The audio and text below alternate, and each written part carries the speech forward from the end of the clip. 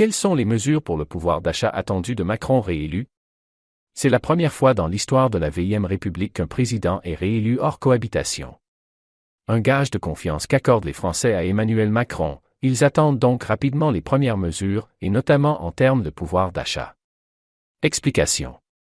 Dans un contexte de guerre en Ukraine, les prix sont à la hausse, notamment en termes de carburant, d'énergie et de matières premières comme le blé ou encore l'huile de tournesol. Le carburant. Grande problématique actuelle, le prix du carburant est monté en flèche. Pour contrer cette hausse, le gouvernement a mis en place depuis le 1er avril une remise de 18 centimes par litre. Cette mesure devait prendre fin le 31 juillet, elle sera finalement prolongée. Dans le caddie. Les ménages souffrent aujourd'hui d'une inflation de 7% sur les produits alimentaires. Pour soulager le budget course, Emmanuel Macron propose des chèques alimentaires destinés à environ 8 millions de Français. Le montant du chèque n'est pas encore connu, mais Bruno Le Maire assurait, le 22 avril dernier, « Je préfère un chèque alimentaire généreux pour ceux qui n'ont pas de revenus, plutôt que d'arroser tout le monde avec une baisse de TVA. » L'énergie.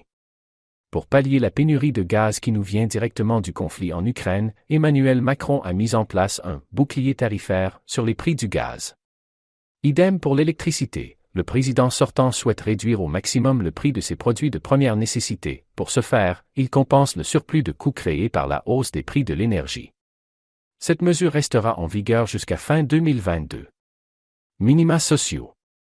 Autre mesure pour pallier l'inflation, Emmanuel Macron revalorise le SMIC. À partir du 1er mai, il augmentera de 2,65% et passera à 1 645,58 € brut. Même combat pour le RSA, la prime d'activité et les actions de solidarité. Si leur accès va être plus réglementé avec notamment la mesure du RSA conditionné, ces minima sociaux seront augmentés. La pension des retraités sera revalorisée à hauteur de l'inflation, soit 4%. Idem pour plus de 5 millions de fonctionnaires qui se verront augmenter de 35 € par mois.